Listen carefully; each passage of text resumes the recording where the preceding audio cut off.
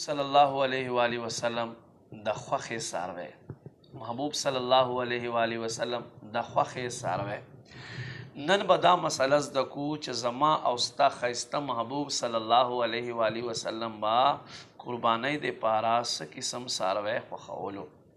نبی پاک صلی الله علیه و آله وسلم په یوه موقع وفرمیل داسې پیسه بکره ډېر خلک وج ورته وایي راولئ چې په تیاره کې ګرځي په تیاره کې کینی او په تیاره کې نظر کوي. صحابه کرام علیهم رضوان تپوس قربان دا څنګه نو وی فرمایل داسې بکره داسې پیسه داسې وج راولئ چې هغه په تیاره کې ګرځي. مطلب دا ده چې تورې خپې وي چې په تیاره کې کینی مطلب دا ده چې خېټې طرفې تور وي او وی فرمایي چې په تیاره کې ګوري سترګې هم تورې وي او په دې کې خسی الله محبوب صلی الله علیه و آله وسلم خوښ کړی دی. نو که ستا او ما د الله محبوب خوښې مطابق قرباني وکړو نو انشاءالله ثوابونه به هم زیات وي. ډېره ښایسته مسله تاسو واورېدله او خوند به هم درکړی. نو الله رضا دپاره مخکې شیر کوي چې مسلمانو ته پیغام ورسوي. شکریه.